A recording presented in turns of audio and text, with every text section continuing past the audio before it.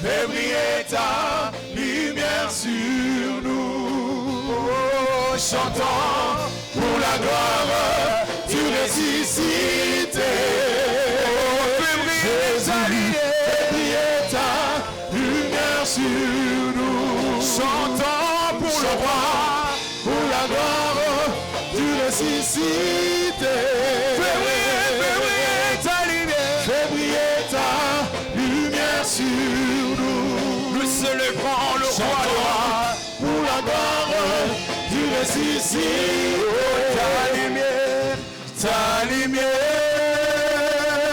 sur nous. Ta lumière sur nous. Ta lumière en ce lieu. Ta lumière sur nous. Est-ce que l'église est en train d'appeler la lumière de Dieu? Ta lumière. C'est par cette lumière que notre ennemi a été vaincu. Ta lumière sur nous. Ta lumière sur nous. Notre Dieu, tu es lumière. Et tu habites une lumière inaccessible. Tu es enveloppé de lumière. Et tu as fait de nous des lumières. Nous voulons t'élever, te bénir. Et pendant ce moment encore nous exposer à ta lumière.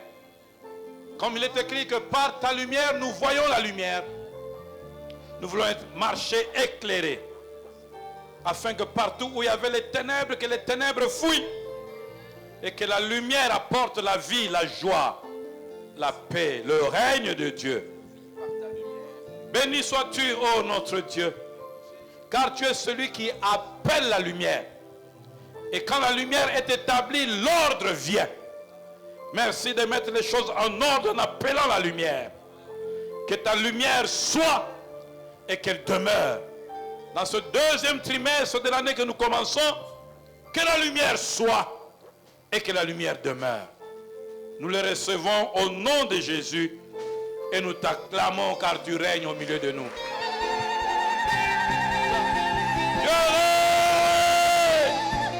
Alléluia. Que ton nom soit béni, notre lumière. Amen. Gloire à Dieu. Shalom, Église de Dieu. Ah, en tout cas, Papa Faustin, je t'ai entendu. Que Dieu te bénisse. Amen. Est-ce que l'Église est là? Shalom, Église de Dieu. Que la paix de Dieu soit votre partage. Quelles que soient les situations, quelles que soient les conditions, que la paix de Dieu soit votre partage au nom de Jésus. Alléluia. Nous bénissons le Seigneur d'avoir l'opportunité de terminer un trimestre et de commencer un autre. Et nous sommes en train de le terminer sous la lumière et nous commençons l'autre sous la lumière également. Pendant qu'on nous met à l'écran Genèse 1, verset 3. Alléluia. Nous sommes en train d'être enseignés et éclairés et la lumière demeure sur nous. Amen. Sur l'importance de la lumière. Alléluia. Dieu créa... Non, j'ai dit 3, verset 3. Genèse 1, verset 3. Dieu dit que la lumière soit et la lumière fut. C'est à partir de là que toutes les choses ont commencé et que après David pourra dire l'Éternel est ma lumière, l'Éternel est mon salut. De qui aurais-je peur, crainte? La lumière, la présence de Dieu bannit la peur. Que Dieu bénisse l'Église sous l'onction de notre Père l'archevêque. Que la lumière fasse ses œuvres et que les œuvres des ténèbres soient neutralisées au nom de Jésus. Je voudrais rappeler rapidement que ce qu'il faut savoir sur la lumière, c'est que la lumière est une émanation d'énergie lumineuse. Partout où il y a la lumière, il y a une énergie qui produit cette lumière-là. Et ici, la parole de Dieu a de l'énergie pour produire la lumière. Alléluia. La parole de Dieu est puissante. Il faut apprendre à aimer et à croire cette parole, elle fait des choses extraordinaires. Elle peut apporter en elle l'énergie pour produire la lumière. Alléluia. Et partout où il y a la lumière, il y a l'énergie, il y a la vie. C'est pour cela que la lumière est un aspect que l'on voit là où il y a le feu. Qui dit feu dit chaleur. Et la vie a besoin de la chaleur. La vie a besoin de la chaleur. C'est pour ça que partout où il y a trop de froid, le froid peut tuer. La vie a besoin de la chaleur. Amen. Et Dieu fait toujours un équilibre, un peu de froid, un peu de chaleur, mais pas excessivement. Alléluia. La lumière est créée par Dieu. C'est pour ça que je rappelle qu'il ne faut pas suivre ceux qui disent venez, on va vous donner la lumière. Non, la lumière c'est Dieu qui l'a créée, c'est Dieu qui est lumière et il a la lumière et il vous l'a donnée. Vous êtes lumière également. Alléluia. Et j'insiste là-dessus. La lumière, il faut le retenir, la lumière est essentielle à la vie. Si vous voulez que la vie se déploie et que la vie soit manifestée, entretenez la lumière. Entretenez la lumière. Vous voyez, les plantes ont besoin de lumière. Vous voyez les poussins, quand on les fait croître, ils ont besoin de lumière. Même l'homme tel que Dieu nous a fait, même ta peau là, a besoin de lumière. Alléluia. La lumière est essentielle à la vie. Et la lumière est indissociable de Dieu. Dieu est lumière. Est-ce qu'on peut nous mettre 1 Jean 1, verset 5 1 Jean 1, verset 5. Dieu est lumière. Dieu est lumière. Alléluia. La nouvelle que nous annonçons, que nous avons apprise de lui et que nous vous avons annoncé, c'est que Dieu est lumière et qu'il n'y a point en lui de ténèbres. Dieu, en lui, il n'y a pas de ténèbres, il donne l'ordre aux ténèbres. Alléluia. C'est pour ça qu'il ne faut jamais avoir peur de la vallée de l'homme de la mort, parce que les ténèbres de la vallée de l'homme de la mort, Dieu les commande aussi. Alléluia. Bien-aimés dans le Seigneur, Dieu est lumière. La Bible dit même dans Psaume 104, verset 2, qu'il s'enveloppe de lumière. Et que tel il est, tel Jésus a été aussi. Jésus, notre Seigneur Sauveur, nous a dit qu'il est la lumière du monde. Et il a fait de nous aussi lumière pour le monde. Amen. Jésus, la lumière véritable, la lumière du monde. Il est venu pour éclairer. Et il a fait de nous aussi la lumière du monde. Et Jésus, qui est la parole de Dieu, cette parole est aussi lumière. La Bible dit, nous l'avons vu, n'est-ce pas, pendant la semaine, que la parole est une lampe à nos pieds, une lumière sur notre sentier. La parole de Dieu est la lumière. Ça veut dire quoi? La parole de Dieu, en tant que lumière, agit pour éclairer partout où il y a de l'obscurité. Ça veut dire que la parole de Dieu, en tant que lumière, agit pour nous donner la connaissance partout où nous avions de l'ignorance. Est-ce que tu es avec moi? Ainsi donc, on en vient à la conclusion que l'homme doit choisir entre la lumière et les ténèbres. Sur terre, ici, tu seras toujours amené à choisir entre la lumière et les ténèbres. De la même manière que les ténèbres ont les œuvres des ténèbres, de la même manière, la lumière aussi a les œuvres de lumière. L'homme doit choisir. Alors, quelles sont les œuvres que la lumière produit? Il y a les œuvres de la lumière. Quelles sont les œuvres que la lumière produit? La lumière, la parole de Dieu qui est lumière. Lorsque tu es exposé à cette lumière, ce qui est la parole de Dieu, lorsque tu es enfant de Dieu et que tu t'exposes à cette lumière, c'est comme quand un habit, on a lavé l'habit et on l'expose au soleil. Amen. Première chose, la lumière éclaire l'âme. Ça veut dire que l'âme, le siège de tes décisions, de tes réflexions est éclairé et illuminé par la lumière de la parole de Dieu, les informations de la parole de Dieu qui te donnent la connaissance là où il y avait de l'ignorance. Et il est essentiel pour l'enfant de Dieu de toujours s'assurer que je me suis inspiré de la parole de Dieu, de la lumière. La lumière doit toujours commencer avant que quelque chose ne commence. Que la lumière soit d'abord. Que la parole d'abord de Dieu soit. Elle éclaire l'âme. Ça veut dire qu'elle donne l'information, la connaissance qu'il faut avoir. 2, elle communique la direction de Dieu. Qu'est-ce que la lumière fait? Qu'est-ce que la parole de Dieu, lumière, véritable lumière fait? Elle nous donne à nous la direction que Dieu veut que nous puissions prendre. Alléluia. La lumière, la parole de Dieu donne toujours à l'homme la direction que Dieu veut que l'homme prenne. Amen. 3e chose. La lumière, la parole de Dieu, rend prospère. Souvenez-vous que nous avions dit que la lumière est essentielle à la vie.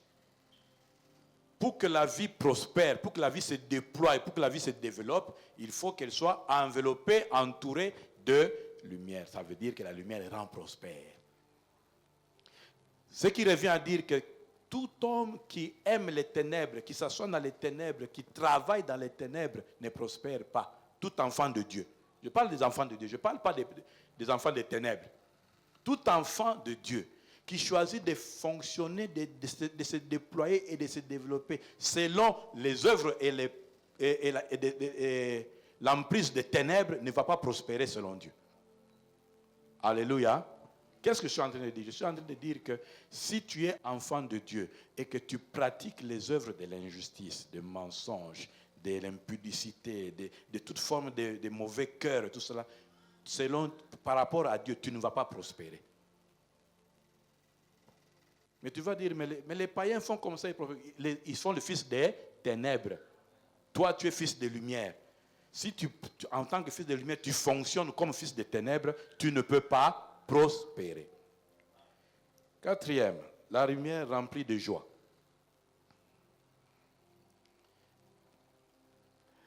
Chaque fois que tu es dans un endroit où il y a les ténèbres, pendant la semaine, on m'avait dit les Giza. Giza, c'est ça, non? Ténèbres. Et que la lumière apparaît, tu as un sentiment de joie.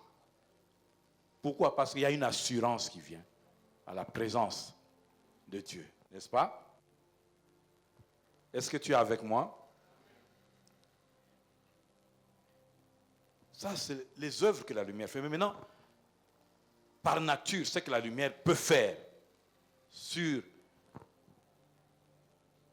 ce qu'elle produit elle-même, la lumière. Mais maintenant, dans la vie d'un enfant de Dieu, je parle ici des enfants de Dieu, les enfants de lumière. Quel est l'impact de la lumière dans la vie de l'enfant de Dieu? La lumière, la parole de Dieu qui est lumière,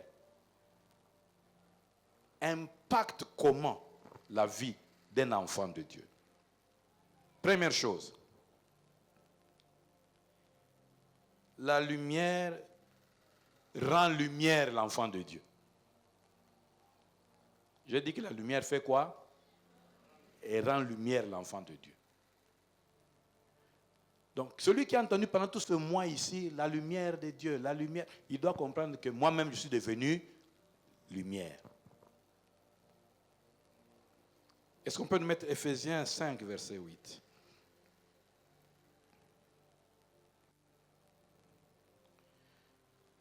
Autrefois, vous étiez ténèbres. Et maintenant, vous êtes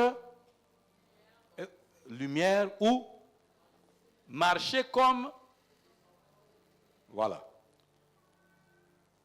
À force de s'exposer à la parole de Dieu, à force de lire la parole de Dieu, à force d'écouter la parole de Dieu, à force d'être dans l'environnement où la parole de Dieu est proclamée, nous-mêmes, nous devenons lumière comme la parole de Dieu qui est lumière. Alléluia. Donc, le croyant quoi? Et la lumière engendre la lumière. La lumière engendre Mwinda et Botaka. Donc, qu'est-ce que je suis en train d'expliquer? Je suis en train d'expliquer que l'enfant de Dieu, dans son comportement, adopte des comportements de lumière. C'est ça? Marcher comme des enfants de lumière. Dans sa marche, ça veut dire quoi? Dans comment il parle aux gens, dans comment il agit avec les gens, dans comment il se comporte avec les gens, sa nature devient la nature de lumière. L'enfant de Dieu qui devient lumière, doit assumer le fait d'être lumière. Bien-aimé, il faut assumer le fait d'être enfant de lumière, enfant de Dieu. Pourquoi j'insiste là-dessus? Parce que dans ce monde, tous les jours, il y aura des provocations pour se moquer de ce que tu es, afin de t'amener à te comporter comme tous les enfants des ténèbres. Assume que tu es lumière et comporte-toi en tant que lumière pour éclairer autour de toi. Amen. Qu'est-ce que la lumière fait encore dans la vie d'un enfant de Dieu éclairé? La lumière devient une arme pour l'enfant de Dieu. La lumière devient une arme pour un enfant de Dieu. Romains 13, verset 12 dit, la nuit est avancée, le jour approche, dépouillons-nous donc des œuvres des ténèbres. Remarquez que dans toute la Bible, les ténèbres est toujours mis au pluriel. Il y a beaucoup de ténèbres. Mais une lumière chasse beaucoup de ténèbres. Alléluia. Donc, dépouillons-nous donc des œuvres des ténèbres et revêtons les armes de lumière. Est-ce qu'on peut nous remettre le verset qui était là avant, marcher dans la lumière, parce que c'est par là qu'on est en train de terminer.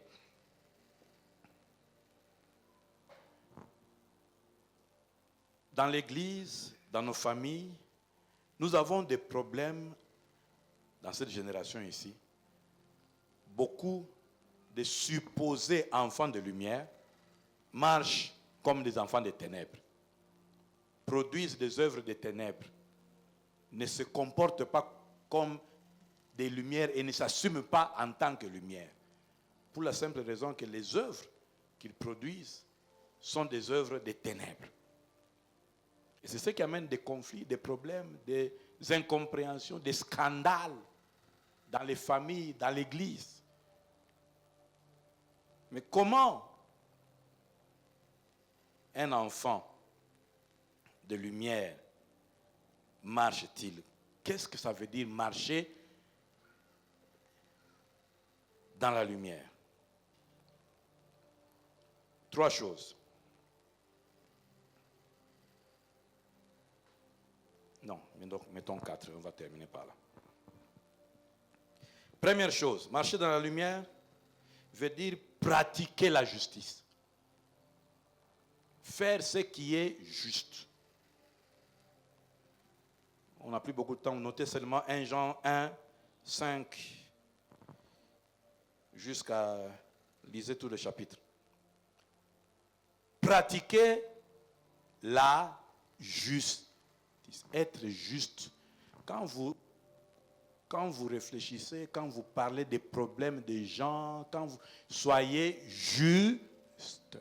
Quand vous devez donner les avantages aux gens, soyez juste.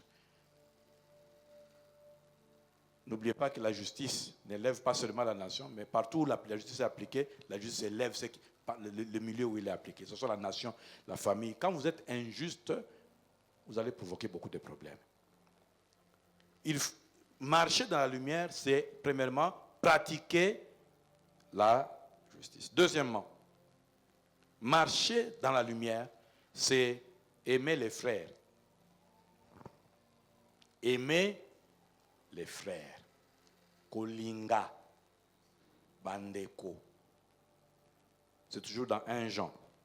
N'est-ce pas? 1 Jean 2 cette fois-là. À partir du verset 7. Aimez les frères. Partout où il y a l'amour, il y a la lumière. Partout où il y a l'amour de Dieu, il y a la lumière. Et l'amour, c'est l'amour envers les gens qui nous font du bien, mais aussi l'amour envers les gens qui nous font du mal. C'est ça, les principes divins. J'ai dit que les principes divins ne fonctionnent pas avec nos sentiments. Ce n'est pas quand il me plaît, je marche dans l'amour. Quand il ne me plaît pas, je marche dans la haine. Non. Qu'il me plaise, qu'il ne me plaise pas, je marche dans l'amour. Amen. C'est pour cela que quand vous avez dans la famille, vous avez dans l'église des frères, des sœurs qui ont mal agi, vous avez le devoir de marcher dans l'amour. Le frère aussi, la sœur qui a un problème, qui a mal agi, lui aussi, il est soumis au même principe. Il doit aimer ceux qui n'ont pas apprécié ce qu'il a fait. Est-ce qu'on comprend ça? Voilà. Marcher dans l'amour, c'est aimer les frères. Parce que Dieu est amour. 3. Oui, je vais donner seulement 3. Non. J'ai dit aimer les frères. 3 maintenant. Marcher dans la lumière, c'est refuser d'aimer le monde. N'aimez pas le monde et tout ce qui s'y trouve, n'est-ce pas? Marcher dans la lumière. C'est refuser les œuvres du monde. C'est toujours un scandale que celui qui est censé être dans la lumière produise des œuvres qui ne sont pas des œuvres de lumière et qui ne veuillent pas qu'on dise que frère, sœur, là, ce ne sont pas nos œuvres à nous. Débrouille-toi de ces œuvres-là. C'est anormal. Alléluia. Aimons la lumière, mais refusons les œuvres des ténèbres. Les œuvres des ténèbres, la haine, la division, les mensonges, l'hypocrisie, les chichichichicros, tout ça. Les œuvres des ténèbres. Séparons-nous de ces choses-là. Partout où nous sommes. Dernière chose que représente marcher dans la lumière. La 4e, n'est-ce pas?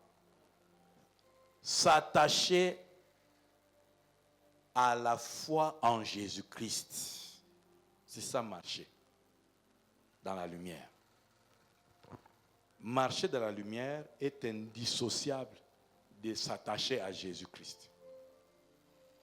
Marcher dans la lumière. Dieu est lumière. Jésus est lumière. Toi, tu es lumière. Tu dois être attaché à la lumière, à la foi en Jésus-Christ. Quand tu marches avec Dieu dans la lumière, tu t'attaches à la lumière.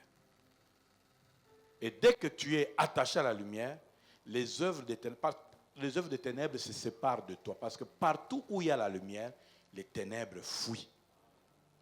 Beaucoup de situations que nous avons où il y a des conflits, des incompréhensions, des disputes, des séparations, des choses, c'est parce qu'on n'a pas mis la lumière là-bas. Dès que vous mettez la lumière, dès que vous amenez, que dit la parole de Dieu? C'est de ça que je parle. Que dit la parole de Dieu? Appliquons ce que dit la parole de Dieu. La lumière vient directement. Donc il est important de connaître la lumière et de s'appliquer, et de s'attacher à la lumière. Et de marcher dans la lumière. Maintenant que nous avons, pendant tout un mois, tourné autour de la lumière, ce qui importe maintenant, c'est de marcher dans la lumière. Dans nos maisons, marcher dans la lumière. Dans nos familles, dans nos foyers, marcher dans la lumière. Dans nos entreprises, marcher dans la lumière. À l'église, marcher dans la lumière. Même à l'église, marcher dans la lumière. Vous avez entendu qu'on a parlé du C'est quoi? C'est quel animal là? L'animal noir qui a fui. C'est parce qu'on amène la lumière que le noir fuit. Il faut toujours retrouver qu'est-ce que Dieu dit, prononcer ce que Dieu dit, mais aussi pratiquer ce que Dieu dit. Ainsi, la lumière produira ses œuvres au milieu de nous. Je suis pratiquement en train de tout résumer. Mais pour clore,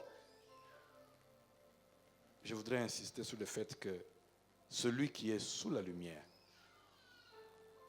bannit la peur et se trouve en sécurité. Parce que la lumière est une arme. Mais celui qui est sous la lumière de Dieu n'a plus peur. Le pouvoir des ténèbres, c'est répandre la peur. Mais le pouvoir de la lumière, c'est chasser la peur, mettre en sécurité. Alléluia. Marchons et demeurons dans la lumière. Prenons cette lumière que nous avons reçue. Allons avec elle dans nos familles. Allons avec elle dans nos maisons. Allons avec la lumière dans nos activités. Pendant toute une semaine, nous avons appris quelles sont les méthodes de la lumière pour nos finances. Introduisons ces choses là-bas. Partout où il y a un désordre dans ta vie, amène la lumière. Alléluia. Partout où tu es esclave d'un péché, amène ce que la parole de Dieu dit par rapport à ce péché-là. Partout où tu as des échecs, cherche ce que la parole de Dieu dit dans ce domaine-là. La lumière va jaillir. L'échec va t'abandonner. Alléluia. Mais partout où aussi tu es esclave, sous l'emprise du diable, cherche ce que Dieu dit. Tu vas être affranchi. La lumière chasse les ténèbres. La lumière amène la paix, la sécurité. La lumière fait demeurer Dieu avec toi. Est-ce qu'on peut s'incliner dans la prière? J'aimerais que tu pries pour ces 4 choses. Tu dis que tu es enfant de lumière. J'aimerais que tu pries pour que tu demeures dans ces 4 choses.